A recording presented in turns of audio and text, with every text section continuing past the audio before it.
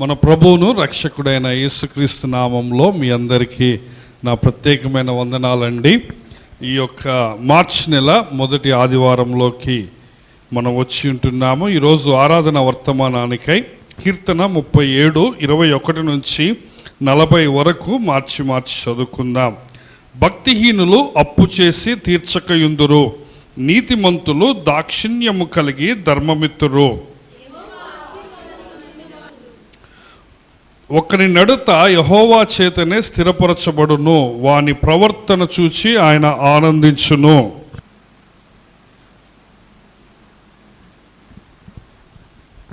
నేను 25వ వచనం కదా, నేను చిన్నవాడనై ఉంటిని, ఇప్పుడు ముసలివాడనై ఉన్నాను. అయినను నీతిమంతులు విడవబడుట గాని వారి సంతానము భిక్షమెత్తుట గాని నేను చూచి ఉండలేదు.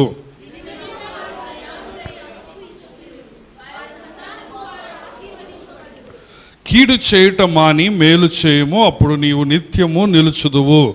ఏలయనగా యెహోవా న్యాయమును ప్రేమించువాడు, ఆయన తన భక్తులను విడువడు. వారెన్నటికి కాపాడబడుదురు గాని భక్తిహీనుల సంతానము నిర్మూలము. నీతిమంతులు భూమిని స్వతంత్రించుకొందురు, వారు దానిలో నిత్యము నివసించెదరు. మంతుల జ్ఞానం గురించి వచించును, వారి నాలుక న్యాయమును ప్రకటించును. 31, వారు దేవుని ధర్మశాస్త్రము వారి హృదయములోనున్నది, వారి అడుగులు జారవు. భక్తిహీనులు నీతిమంతుల కొరకు పొంచియుండి వారిని చంపజూతురు. 33, వారి చేతికి యెహోవా నీతిమంతులను అప్పగింపడు, వారు విమర్శకు వచ్చినప్పుడు ఆయన వారిని దోషులుగా ఎంచడు. యెహోవా కొరకు కనిపెట్టుకుని ఉండుము, ఆయన మార్గమును అనుసరించుము. ఎంచుకున్నట్లు ఆయన నిన్ను హెచ్చించును. భక్తిహీనులు నిర్మూలము కాగా నీవు చూచెదము. 35, భక్తిహీనుడు ఎంతో ప్రబలియుండుట నేను చూచి ఇంటిని, అది మొలిచిన చోటనే విస్తరించిన చెట్టు వలె వాడు వర్ధిల్లియుండెను. అయినను ఒకడు ఆ దారిన పోయి చూడగా వాడు లేకపోయాను, నేను వెదికి తిని గాని వాడు కనబడకపోయాను. నిర్దోషులను కనిపెట్టుము, యథార్థవంతులను చూడుము. సమాధాన పరచు వారి సంతతి నిలుచును గాని ఒకడైనను నిలవకుండా అపరాధులు నశించుదురు. నిర్మూలమగును, యెహోవాయే నీతిమంతులకు రక్షణ ఆధారం. బాధ కలుగునప్పుడు ఆయనే వారికి ఆశ్రయదుర్గము. ఇడే వారిని రక్షించును. వారు యెహోవా శరణుజొచ్చి ఉన్నారు గనుక ఆయన భక్తిహీనుల చేతిలో నుండి వారిని విడిపించి రక్షించును. ప్రార్థన చేసుకొని ప్రభు సహాయాన్ని అడుగుదాం. మా ప్రేమ గల ప్రియమైన పరలోకపు తండ్రి, మా గొప్ప దేవా, మా నాయన ప్రభువా, నీ పాదాల దగ్గరికి మేము వస్తుంటున్నాం తండ్రి. నాయన ప్రభువా, అల్పుడు అయోగ్యుడు ఎంతో అపరాధి నాయన, నీ దాసుడు నీ పక్షాన్ని నిలవబడుతుంటుండగా తండ్రి నీవే కనికరించి క్షమించి నాయన నీ పక్షాన నిలవబెట్టుకొని నాయన నీ మాటలను దయచేసి అందించమని నీ పాదాల దగ్గర గోజాడుతుంటున్నాం. మిమ్మల్ని ఏ విధంగా ఆరాధించవలనో నాయన, ఎట్లా ఆరాధించవలనో, ఎందుకు ఆరాధించవలనో మీరే మాకు నాయన ఒక క్రొత్త ప్రత్యక్షతను దయచేసి మమ్మల్ని నీ వాక్యం ద్వారా తృప్తిపరిచి దీవించి ఆశీర్వదించమని యేసు ప్రభు వారి పరిశుద్ధమైన నామములో ఈ ప్రార్థన అడిగి పొందుకుని ఉన్నాము మా ప్రియ పరమ తండ్రి, ఆమేన్. ప్రభునందు ప్రియమైన దేవుని బిడ్డలారా, పోయిన వారం మనం 37వ కీర్తన మొదటి 20 వచనాలను చదివాం, అవునా కాదండి? సో ఈరోజు మనము 2వ భాగంలోకి వచ్చి ఉంటున్నాం. ఈ కీర్తనలో చాలా ఒకే థీమ్ మనం చూస్తూ ఉంటాం. ఆ థీమ్ ఏంటంటే భక్తిహీనులకు మరియు నీతిమంతులకు గల వ్యత్యాసము. హల్లెలూయా. అంత మాత్రమే కాకుండా పదే పదే నీతిమంతుల్ని ఒక సలహా లేకపోతే ఒక హెచ్చరిక దేవుడు దావీదు ద్వారా ఇస్తున్నాడు. అదేంటంటే నువ్వు భక్తిహీనుల క్షేమాన్ని, భక్తిహీనుల ఆశీర్వాదాన్ని, భక్తిహీనుల పచ్చదనాన్ని చూసినప్పుడు నీవు అసూయపడవద్దు అనే ఒక థీమ్ కూడా ఈ అధ్యాయం అంతా మనం చూస్తూ ఉంటాం. అది పోయిన వారము కూడా మనము డిస్కస్ చేశాము. హల్లెలూయా. సో మీ అందరూ వింటున్నారని నేను అనుకుంటున్నాను, అర్థమవుతుందని అనుకుంటున్నాను కదా. భక్తిహీనులకు నీతిమంతులకు మధ్య వ్యత్యాసము చూపిస్తూ నీతిమంతుల్ని భక్తిహీనులను చూచి అసూయ పడవద్దని వారు ఎంతో కాలము పచ్చగా ఉండరని, వారి పచ్చదనము తాత్కాలికమేనని. వింటున్నారా? వారి అభివృద్ధి కొంతవరకేనని, వారు నాశనపు అంచులో ఉన్నారని కీర్తనకారుడు తెలియజేస్తున్నాడు. సో 21వ వచనం నుంచి మనము గమనిస్తే అక్కడ ప్రాముఖ్యంగా 21, 22 తర్వాత ముందున్న వచనాల్లో అప్పుల గురించి వ్రాయబడ్డది. అక్కడ ఏమంటున్నాడంటే, భక్తిహీనులు అప్పు చేసి తీర్చలేకపోతారట, నీతిమంతులు దాక్షిణ్యము కలిగి ధర్మం ఇస్తారట. తర్వాత 22, యెహోవా ఆశీర్వాదము నొందిన వారు భూమిని స్వతంత్రించుకుందరు, ఆయన శపించిన వారు నిర్మూలమగుదురు అని మనము చూస్తూ ఉంటున్నాం. అప్పులు, డబ్బు, దాతృత్వము, ధనాశ, పేదరికము ఇవన్నీ బైబిల్లో చాలా క్లియర్గా చెప్పబడ్డాయి. మీ అందరికీ ఇష్టం లేకపోయినా నేను ఒక మాట చెప్పదలుచుకుంటున్నాను. అదేంటదంటే, అప్పు తీసుకోవటం అనేది ఆశీర్వాదానికి గుర్తు కాదు. వింటున్నారండి? అప్పులు చేయటం అనేది దేవుడు ఆశీర్వాదానికి ఏమాత్రము అది గుర్తు కాదు. దేవుని ఆశీర్వాదానికి గుర్తు ఏంటంటే అప్పు ఇయ్యటం. బైబుల్లో అర్థమవుతుందా? ఆశీర్వదించబడ్డావు అన్నదానికి ఒక గుర్తు ఏంటంటే, నువ్వు అప్పు తీసుకోగానే ఏమిస్తావు? అప్పు ఇస్తావు. అది మనము ఒక బైబుల్ అంతటిలో ఈ విషయాన్ని గమనించాలి. కానీ ఇక్కడ ఏమంటున్నాడంటే, అప్పు చెయ్యటమే ఆశీర్వాదం లేకపోవటం. అందరికి అర్థమవుతుంది కదా? నువ్వు అప్పులు చేస్తున్నావు అంటేనే దాని అర్థం ఏంది? దేవుని ఆశీర్వాదము లేదు అని అర్థం. ఇంకా అప్పులు చేసి తీర్చకపోవటం అనేది మహాపాపము బైబుల్ గ్రంథం ప్రకారం. అవునా కదా? అప్పు చేసి తీర్చకపోవటం అనేది అది ఆశీర్వాదం కాదు, కానీ దానికి మించి అదేంటది? మహాపాపం. ఎందుకంటే మనం తీసుకునేటప్పుడు పలానా డేట్ను ఇస్తామని చెప్తాం. సో అది ఇవ్వటం లేదు అంటే అది అబద్ధం కిందికి వస్తుంది, మోసం కిందికి వస్తుంది కదా. సో అవతలని బాధ పెడుతుంటున్నాం, హర్ట్ చేస్తుంటున్నాం. కాబట్టి అప్పు తీర్చకపోవటం అనేది దేవుని దృష్టిలో మహాపాపము. సో ఇక్కడ ఏమంటున్నాడంటే, భక్తిహీనులట అప్పు చేసి తీర్చుకుని ఉంటారు, నీతిమంతులైతే దాక్షిణ్యము కలిగి అప్పిస్తారు, లేకపోతే ధర్మం ఇస్తారు. యెహోవా ఆశీర్వాదము నొందిన వారు భూమిని స్వతంత్రించుకుంటారు, కానీ ఆయన శపించిన వారు నిర్మూలమగుతారు అంటున్నాడు. 23వ వచనం చూస్తే, ఒకని నడత యెహోవా చేతనే స్థిరపరచబడును, వాని ప్రవర్తన చూచి ఆయన ఆనందించును. యెహోవా అతని చేయి పట్టుకొని ఉన్నాడు గనుక అతడు నేలను పడినను లేవలేక ఉండడట. చూసారా ఎంత గొప్ప మాటలు ఉంటున్నాయో ఇక్కడ. హల్లెలూయా. నీ యొక్క నడత, లేకపోతే నీ యొక్క పనులు, నీ యొక్క కార్యాలను స్థిరపరిచేది ఎవరు చెప్పండి? దేవుడే కదా. నీ యొక్క నిన్ను సెటిల్ చేసేది, నిన్ను స్థిరపరిచేది ఎవరు? దేవుడు మాత్రమే. ఇంకేమంటున్నాడంటే, దేవుడు నీతిమంతుల ప్రవర్తన చూసి ఆనందిస్తాడట. ఈ రోజున ఆరాధనకు మనం ఇంకొక మాట నేను పదే పదే చెప్తాను. ఆరాధన అంటే ఏంటంటే దేవునిని ఆనందపరచటం. ఏంటో చెప్పండి, ఆరాధన అంటే ఏంటి? దేవునిని ఆనందపరచు. నువ్వు పొగడినప్పుడు, దేవుని కీర్తించినప్పుడు, దేవుని స్తుతించినప్పుడు, దేవుడు ఆ ఆరాధనను, ఆ స్తోత్ర బలిని ఆగ్రానించి అది ఇంపైన సువాసనగా, యెహోవాకు ఇంపైన సువాసనగా దాన్ని అంగీకరించి ఆయన ఆనందిస్తాడు. హల్లెలూయా. సో ఆరాధన అంటే దేవుణ్ణి ఆనందింప చేయటం. ఇక్కడ ఏమంటున్నాడంటే, వాని ప్రవర్తన చూసి యెహోవా ఆనందిస్తాడట. అవునా కదండి? యేసయ్య బాప్తిస్మము తీసుకున్న తర్వాత నీళ్ళలో ఆ విధంగా నీళ్ళలోంచి పైకి వచ్చేటప్పుడు ఆకాశము తెరవబడి పరిశుద్ధాత్మ పావురం వల్ల దిగి వచ్చి ఈ తండ్రి దగ్గర నుంచి ఒక స్వరం వస్తుంది. అదేంటది? ఏం స్వరం చెప్పండి? ఏం మాట అది? ఈయన నా ప్రియ కుమారుడు, ఈయన యందు నేను ఆనందిస్తున్నా.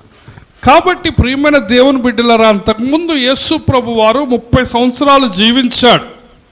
అవునా కదా? ఆ 30 సంవత్సరాలు ఆయన ఏం చేశాడో ఎక్కడా వ్రాయబడలేదు. వింటున్నారండి? ఆ 30 సంవత్సరాలు ఆయన పరిచర్య చేయలేదు, కానీ తల్లిదండ్రుల దగ్గర ఒక మంచి కుమారుడిగా, మంచి అన్నగా ఆ కుటుంబ బాధ్యతలు నెరవేర్చాడు. ఆ వడ్రంగి పనిలో నీతి న్యాయములను అనుసరించి కష్టపడి పని చేసుకుంటూ కుటుంబాన్ని పోషిస్తూ వచ్చాడు. సో ఆ 30 సంవత్సరాల కార్పెంటర్ లైఫ్లో, ఆ 30 సంవత్సరాల యవ్వన జీవితంలో, టీనేజ్ జీవితంలో, బాలుడిగా ఉన్న జీవితంలో దేవుడు దానంతా చూసి, ఆ ప్రవర్తన అంతా చూసి ఏమన్నాడు? ఈయన నా ప్రియ కుమారుడు, ఈయన యందు నేను ఆనందించున్నా కదా. సో దేవుడు, మనం అనుకోవచ్చు యేసు ప్రభు ఏమి చేసిండో మనకు తెలియదు అనుకోవచ్చు 30 సంవత్సరాలు, కానీ ఎవరికి తెలుసు? దేవుడికి తెలుసు. హల్లెలూయా. నీకు తెలియదు, నాకు తెలియదు, ఎందుకంటే అది బైబిల్లో రాయబడలేదు. కానీ ఎవరికి తెలుసు? తండ్రికి తెలుసు. ఆయన ఏమన్నాడంటే, ఆ ప్రవర్తన అంతటిని బట్టి నేనేం చేస్తున్నాను? ఆనందిస్తున్నాను. ఎంత గొప్ప మాదిరికరమైన జీవితం ప్రభు జీవించాడు, అర్థమవుతుందా? మనం ప్రభు ఎప్పుడూ కూడా అద్భుతాలు, ఉపమానాలు, ఆ విషయాలే చూస్తాం. కానీ ఆయన రహస్యముగా జీవించినప్పుడు కూడా, ఆ 30 సంవత్సరాలు పరిచర్యలోకి రాకముందు, బాప్తిస్మము తీసుకోకముందు జీవించిన జీవితం కూడా ఎట్లా ఉందండి? చెప్పండి, ఎట్లున్నది?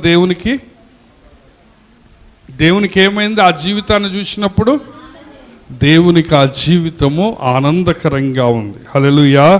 చూడండి, 24 వచనంలో ఏమంటారంటే, యెహోవా అతని చేయి పట్టుకొని ఉన్నాడు గనుక అతడు నేలను పడినను లేవలేకుండాడు.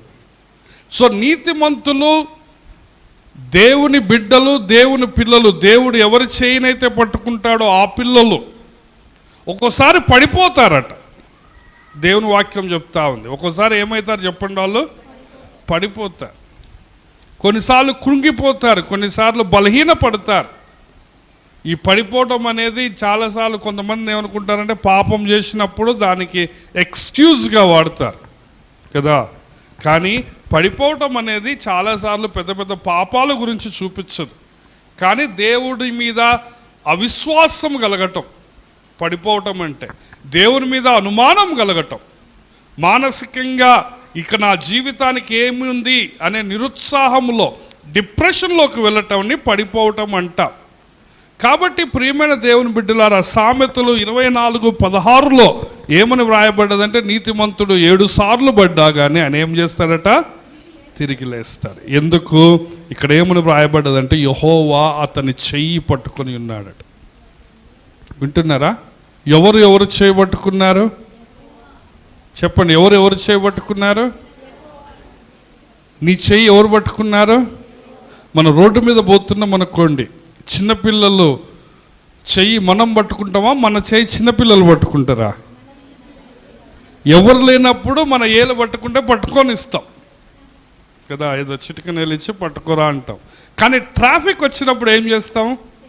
మనమే వాళ్ళ చెయ్యి పట్టుకుంటాం. అవునా కాదండి? సో నువ్వు దేవుని చెయ్యి పట్టుకోవటం కాదు.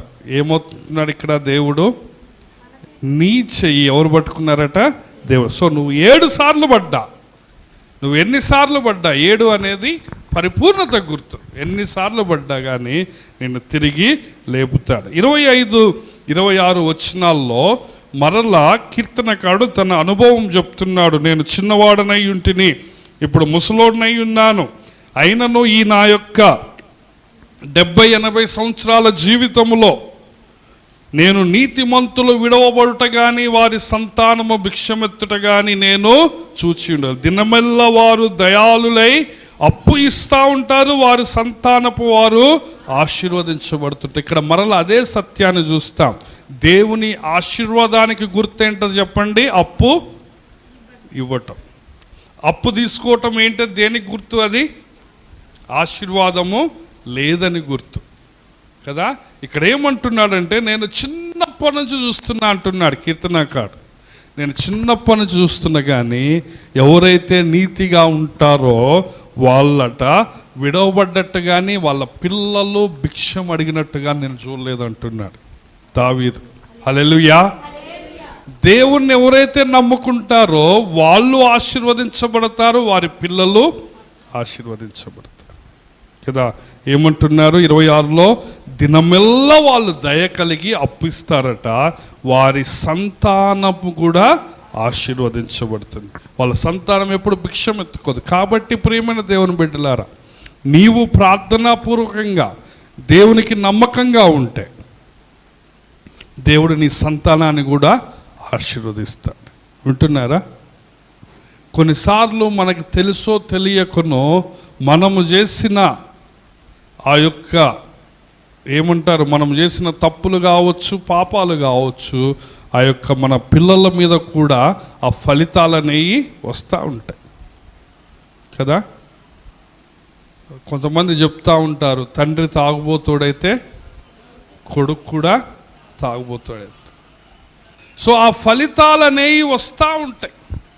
తండ్రి దొంగోడైతే కొడుకు కూడా దొంగతనం చేస్తాడు. తండ్రి అబద్ధాలు నేరిస్తే కొడుకు కూడా అబద్ధాలు నేర్స్తాడు. కానీ తండ్రి ప్రార్థనలో ఉంటే ఆ ఆశీర్వాదం కూడా ఎక్కడికి పోతుంది? పిల్లల దగ్గర పోతుంది. తండ్రి మోసాలు చేస్తూ వేషధారణ జీవితం జీవిస్తే పిల్లలు ఇంట్లో చూసి అదే నేర్చుకుంటారు. కాబట్టి ప్రియమైన దేవుని బిడ్డరా, జాగ్రత్తగా వినండి. ఏమంటున్నారంటే, దేవుడట నీ యొక్క ఆశీర్వాదము నీ పిల్లలకు కూడా ఇస్తాడు. వింటున్నారా ప్రియమైన దేవుని బిడ్డలారా? సో వారి సంతానపు వారు ఆశీర్వదించబడుతారు. సమయం అయిపోతూ ఉంది, మనం ముందుకు వెళ్దాం. సో కీర్తనకాడు కొన్ని హెచ్చరికలు ఇస్తున్నాడు. 27వ వచనంలో, కీడు చేయటమా అని మేలు చేయము, అప్పుడు నీవు నిత్యము నిలుచుదు. ఏలైనగా యెహోవా న్యాయమును ప్రేమించువాడు, ఆయన తన భక్తులను విడవడు. వారెన్నటెన్నటికీ కాపాడబడుదురు కానీ భక్తిహీనుల సంతానము నిర్మూలమగును అంటున్నారు కదా. హల్లెలూయా. సో నీవు ఎప్పుడు కూడా మేలు చేయటానికి నీవు తీర్మానం చేసుకోవాలి. ఎందుకంటే మన దేవుడు నీతి న్యాయములను ప్రేమించే దేవుడు కదా. 29 చూడండి, నీతిమంతులు భూమిని స్వతంత్రించుకుందరు, వారు దానిలో నిత్యము నివసించుదురు. నీతిమంతుల నోరు జ్ఞానమును గూర్చి వచించును, వారి నాలుక న్యాయమును గూర్చి ప్రకటించును. కాబట్టి ప్రియమైన దేవుని బిడ్డలారా, ఈరోజు నువ్వు ఎందుకు ప్రభువుని ఆరాధించాలంటే, దేవుడు నీ జీవితంలో ఎన్నో దీవెనలు ఇచ్చాడు. అవునా కాదండి? నీవు భూమిని స్వతంత్రించుకోవాలని ఆయన ఎన్నో వాగ్దానాలు ఇచ్చాడు. నిన్ను నీ పిల్లలను ఆశీర్వదించాడు. నీ పిల్లలు భిక్షం ఎత్తుకోకుండా ఆయన నీకు సహాయం చేస్తున్నాడు. ఈ రోజున నీకు అప్పులు లేవంటే ఎవరి కృప? అది దేవుని కృప. ఈ రోజున గత కాలంలో ఎన్నో అప్పులు నీకున్నాయి, వాటన్నిటి నుంచి విడిపించాడంటే ఎవరి కృప? అది దేవుని. కాబట్టి ఆయన చేసిన మేలన్నిటిని బట్టి నీవు ఆయనకు వందనాలు చెల్లించాలి. దేవుడు 2024 సంవత్సరంలో గతించిన 2 నెలలు నీకు తోడుగా ఉన్నాడు. అవునా కాదండి? 3వ నెల 3వ తారీఖుకి మనం వచ్చి ఉంటున్నా. సో ఈ 3వ నెల 3వ తారీఖు వరకు ప్రభు మనల్ని నడిపించాడు, మొదటి ఆదివారం. కాబట్టి మనం ప్రభువు చేసిన మేళ్ళకి ఈరోజు నువ్వేం చేయాలి? ప్రభువుని స్తుతించాలి. నీ పిల్లలకి ఇచ్చిన ఆశీర్వాదాన్ని బట్టి, నీ పిల్లలు దేవునిలో ఉన్న ఆ విధానాన్ని బట్టి, ఆ సత్యాన్ని బట్టి నీవు ప్రభువుని ఆరాధించాలి. 31 చూడండి, వారి దేవుని ధర్మశాస్త్రము వారి హృదయములో ఉన్నదట, వారి అడుగులు జారవట. బా, ఎంత మంచి మాట చూడండి.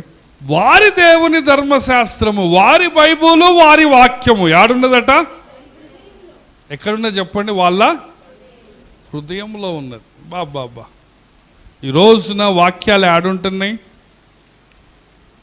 అందరు పొద్దున్న లేవగానే స్టేటస్లు పెడతారు, చిక్కున్ చిక్కున్ చిక్కున్ చిక్కున్ 5-6 వాక్యాలు. నేను ఒక రోజుకు 3-4 వాక్యాలు పంపిస్తా. రత్నకుమార్ ఒక వాక్యం పంపిస్తాడు. సో కొంతమంది నా యొక్క 3, రత్నకుమార్ది ఒకటి, ఇంకా బయటది ఒకటి, అన్నీ 5-6 స్టేటస్లలో పెడతారు. సో వాక్యము సెల్ ఫోన్లో ఉంటుంది. వాక్యము ఫోన్లో ఉండటం కాదు, యాడుండాలి చెప్పండి? చెప్పాలి, ఎక్కడుండాలో? దేవుడు ఏమంటున్నాడు చూస్తారా? వారి దేవుని ధర్మశాస్త్రము వారి హృదయంలో ఉన్నదట. ఇంట్లో ఉండటం కాదు వాక్యం, షెల్ఫ్లో ఉండటం కాదు, సెల్ ఫోన్లో ఉండటం కాదు, చేతిలో ఉండటం కాదు. ఎక్కడుందట వాక్యం చెప్పండి? హృదయము. సో హృదయంలో దేవుని వాక్యం ఉండటం వల్ల చాలా లాభాలు కదా. 119వ కీర్తన అంతా అదే మాటలు చూస్తాం. నీ ఎదుట నేను పాపము చేయకున్నట్లు నీ వాక్యమును ఎక్కడ ఉంచుకున్నట్టు కీర్తనకారుడు? నా హృదయములో ఉంచుకున్నాను. హల్లెలూయా. సో దేవుని వాక్యాన్ని బట్టి ఉదయం నువ్వు ప్రభువుని ఆరాధించాలి. తర్వాత మనం ముందుకు చూస్తే 32 భక్తిహీనులు నీతిమంతుల కొరకు పొంచి ఉండి వారిని చంపజూస్తారట, కానీ వారి చేతికి యెహోవా నీతిమంతులనట అప్పగించడు. నిన్ను చంపాలని చాలామంది చూడొచ్చు, కానీ దేవుడు నిన్ను మరణానికి అప్పచెప్పడు. వారి విమర్శకు వచ్చినప్పుడు ఆయన వారిని దోషులు, వారిని కోర్టుకి ఈడవచ్చు, న్యాయస్థానానికి ఈడవచ్చు, జడ్జి దగ్గర నిలబట్టవచ్చు, కానీ ఆయన నిన్ను నిర్దోషిగా బయటికి పంపిస్తాడు.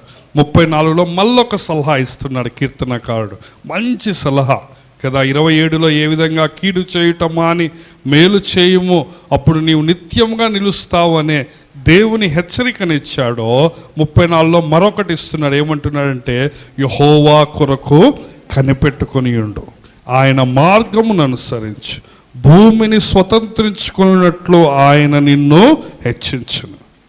హల్లెలూయా. సో నీకెన్ని ఇబ్బందులున్నా, శత్రువులు నిన్ను ఏ విధంగా నాశనం చేయాలని ప్రయత్నించినా నువ్వు ఎవరి కొరకు కనిపెట్టుకుని ఉండాలా? యెహోవా కొరకు కనిపెట్టుకో, ఆయన కోసమే నువ్వు ఎదురు చూడు. హల్లెలూయా. ఆయన మీదనే ఆధారపడు, ఆయన కోసమే నీవు కనిపెట్టుకొని ఉండు, ఆయన మీదనే నువ్వు వెయిటింగ్ చెయ్యి. ఎవరి కోసం నువ్వు వెయిటింగ్ చేయకూడదు. కనిపెట్టుకుని ఉండటం అంటే వెయిట్ చేయటం. కొన్ని మనకు తెలుగు కంటే ఇంగ్లీషే బాగా అర్థమవుతుంది కదా. ఎవరి కోసం నువ్వు వెయిట్ చేయాలా? దేవుని కోసం. దేవుడు వస్తాడు, ఆయన తప్పకుండా నాకు ఇస్తాడు అని నువ్వేం చేయాలా? దేవుని కోసము వెయిట్ చేయాలి. ఆయన మార్గంను అనుసరించి మరలా అంటున్నాడు చూడండి, ఆ దీవెన, ఆ వాగ్దానం మరలా ఇస్తున్నాడు. భూమిని స్వతంత్రించుకున్నట్లు ఆయన నిన్ను హెచ్చించున్నట. కాబట్టి దేవుడు నీకు ఈ వాగ్దానాలు అన్ని ఇచ్చాడు కాబట్టి నువ్వు ప్రభువుని ఆరాధించాలి. తర్వాత చూస్తే, భక్తిహీనుడు నిర్మూలము కాగా నీవు చూచెదవు, భక్తిహీనుడు ఎంతో ప్రబలి ఉండుట నేను చూచి ఉంటిని, అది మొలిచిన చోటనే. చూస్తున్నారని అందరి వాక్యము, విస్తరించిన చెట్టు వలె వాడు వర్ధిల్లి ఉండెను, అయినను ఒక్కడు ఆ దారిన పోయి చూడగా వాడు లేకపోయి, నేను వెదికి తిని కాని వాడు కనపడకపోయాడు. భక్తిహీనులట ప్రబలి ఉన్నారట. అమ్మా వింటున్నారా? భక్తిహీనులు ఏం చేస్తున్నారంటే చెప్పండి, ప్రబలి ఉన్నారు. వింటున్నారా? భక్తిహీనులు ప్రబలి ఉన్నారట, అంటే భక్తిహీనులు అభివృద్ధి చెందుతున్నారు. ఏమంటున్నాడంటే, భక్తిహీనుడు ఎంతో ప్రబలి ఉండుట నేను చూసి, అది మొలిచిన చోటనే విస్తరించిన చోటు వలె వాడు వర్ధిల్లి ఉన్నాడట. దేవుని వాక్యమే చెప్తుంది భక్తిహీనులు వర్ధిల్లుతారని, మనము కాదు. ఎవరు చెప్తున్నారు? భక్తిహీనులు అభివృద్ధిలోకి వస్తారట, చెట్టులాగా వాళ్ళు విస్తరిస్తారట, పచ్చగా ఉంటారు, కాయలు, పండ్లు, సక్సెస్, మనీ, బిల్డింగ్లు, కార్లు. వీళ్ళు ఎవరు చెప్పండి? భక్తిహీనులు. కానీ మనం ఏం చూస్తున్నామంటే, అక్కడ దేవుడు ఏమంటున్నాడంటే, అది మొలిచిన చోటనే విస్తరించిన చోటు వలె వాడు వర్ధిల్లును. వాడు ఎక్కడికి కదలట్లా, ఆడనే ఉంటాడు. కానీ ఒక రోజు పోయి చూస్తే, 36వ వచనం చూడండి, ఒక రోజు పోయి చూస్తే వాడు కనపడలేదట. వాడు చెట్టు అంత అయిండు, కానీ కొన్ని రోజుల తర్వాత నువ్వు పోయి ఏందిరా ఇదేం చేస్తానరా అని చూస్తే ఆడవాడు లేడు. చూడండి ఇంకేముంది, నేను వెతికి తిని కానీ వాడు కనపడలేదంట. అసలు ఆడిపోయింది ఇంత పెద్ద చెట్టు, ఏంది ఇంత పెద్ద చెట్టు ఉండాలంటే అసలు వాడి ఏమంటున్నాడు అక్కడ కీర్తనకారుడు, కొంచెం కూడా వాసన లేదు, పూర్తిగా మాయమైపోయాడు. కానీ ఫస్ట్లో ఎట్టున్నాడు, నాటబడ్డాడు, మొలిచిండు, ధూమ్ ధామ్ ధూమ్ హడావుడి అభివృద్ధి. కానీ లాస్ట్కి ఏమైంది, కొన్ని రోజులు పోయినాక చూస్తే ఈడొక పెద్ద చెట్టు ఉండాలా, ఈడొక పెద్ద మనిషి ఉండాలా అని చూస్తే ఏం లేదు, వాడు కనపడలే. చూసారా దేవుని వాక్యం ఎంత స్పష్టంగా ఉంటున్నదో. సో చాలాసార్లు మనం 35వ వచనం చూసి భక్తిహీనులను చూసి అసూయ పడతాం. భక్తిహీనుడు ఎంత డెవలప్ అవుతున్నాడు, మనము కూడా కొద్దో గొప్ప అబద్ధాలు ఆడి మోసాలు చేసి, మనం కూడా కొద్దో గొప్ప చూసి కాపీ కొట్టి, మనం కూడా కొద్దో గొప్ప అబద్ధాలు ఆడి క్యాస్ట్ సర్టిఫికెట్లు అవి తెచ్చుకొని, రిజర్వేషన్లు, హిందూ మతం అని చెప్పుకొని మనం కూడా ఉద్యోగాలు సంపాదించుకోవాలా అని మనం 35వ వచనం చూస్తాం కదా. అందుకే ఏమంటున్నాడు, భక్తిహీనుడు ఎంతో ప్రబలి ఉన్నట్టు నేను చూచింటిని, అది మొలిచిన చోటనే విస్తరించిన చెట్టు వల్లే వాడు వర్ధిల్లి ఉండెను, అయినను. ఏమంటున్నారు చెప్పండి అక్కడ? అయినను ఏమంటున్నా, ఒకడు ఆ దారిన పోయిచుడుగా వాడు లేడు, నేను వెతికి తిని కానీ వాడు కనపడకపోయాడు. హల్లెలూయా. కాబట్టి వారి పచ్చదనాన్ని చూసి నీవు అసూయ పడకూడదండి. అమ్మా వింటున్నారా? వారి అభివృద్ధిని చూసి నేను నీతిమంతుడిగా ఉండటం వ్యర్థమే అనుకోకూడదు. ఇప్పుడు చాలాసార్లు మనకి టెండెన్సీ ఉంటుంది, నీటి పక్కన వాళ్ళు నీ చుట్టాలు. కొంతమంది డైరెక్ట్గా వచ్చి అంటారు, కొంచెము తీసుకుంటే ఏ రోగం రాదు, నువ్వేం తీసుకో నీకు ఊకే రోగాలే అంటారు. ఏంటంటే రోగం రాకుండా అంటే ఏం చేయాలంటే రోజు కొంచెం తీసుకోవాలట. సో నీకు రోజు రోగం వస్తూ ఉంటే, రోజు జ్వరం మోజం విరోచనాలు అయితే నీకు కనిపిస్తుంది అనమాట. వాడు కొంచెం తీసుకుంటుండే వాడికి ఏం రోగం రావట్లే, నేను కూడా తీసుకోవాలేమో అనుకో. నువ్వు తీసుకున్నావు అనుకో ఏమవుతుంది? 36 చూడండి. అయినను ఒకడు ఆ దారిన పోయి చూడగా వాడు లేకపోయి, నేను వెతికి తిని కానీ వాడు కనపడము.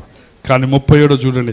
నిర్దోషులను కనిపెట్టము, యథార్థవంతులను చూడము, సమాధాన పరుచు వారి సంతతి నిలుచును, కానీ ఒకడైనను నిలవకుండా అపరాధులు నశిస్తారు.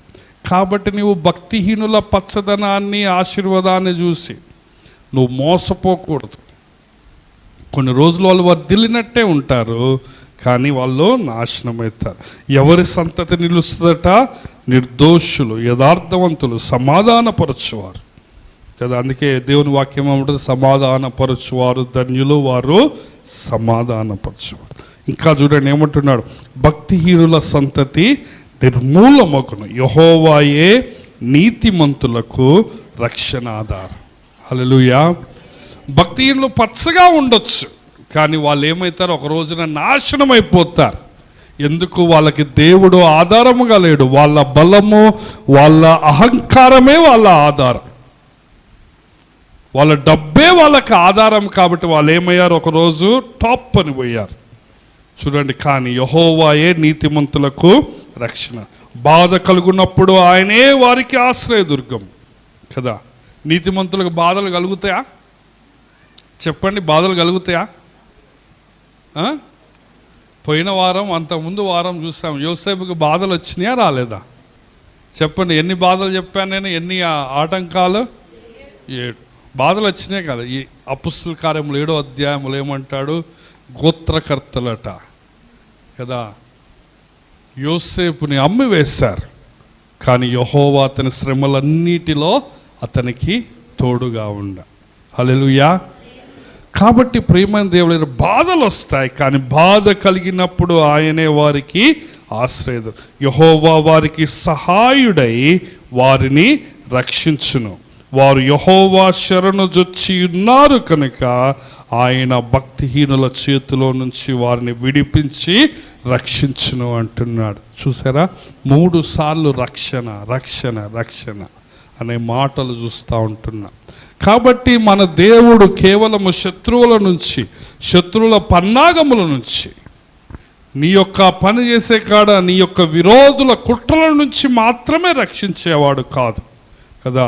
ఆయన వారి నుంచి రక్షించేవాడు. అంతకు మించి మన పరమ శత్రువైన, అత్యంత దుర్మార్గుడైన శత్రువైన సాతాను నుంచి కదా, అతి భయంకరమైన శత్రువైన సాతాను ఆయుధమైన పాపము నుంచి, పాప శిక్ష నుంచి, నరకము నుంచి ఆయన నిన్ను తప్పించాడు. ఆయన నీ కోసం కల్వరి శిలువలో మరణించాడు.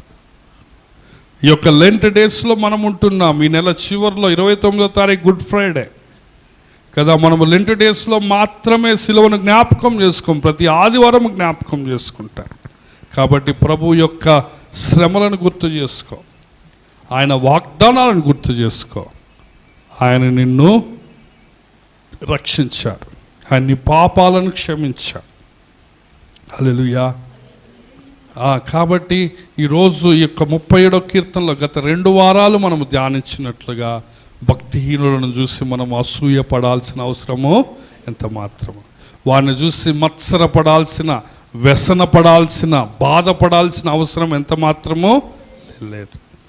వాళ్ళలాగా మనం ఉంటే బాగు అని బాధపడాల్సిన అవసరం ఎంత మాత్రము లేదు. ఎందుకు? దేవుడు నిన్ను తగిన కాలములో హెచ్చిస్తాడు. నీవు యేసయ్య రక్తంలో కడగబడితే నువ్వు యేసయ్య బిడ్డవు. యేసయ్య నిన్ను తప్పకుండా ఆశీర్వదిస్తారు. కాబట్టి గడిచిన నెల దేవుడు నీకు తోడుగా ఉన్నాడు. ఆయన వాగ్దానాలు నెరవేర్చాడు. నీ పట్ల, నీ పిల్లల పట్ల ఆయన చేసిన మేళ్లను బట్టి నువ్వు ప్రభువుని ఆరాధించు.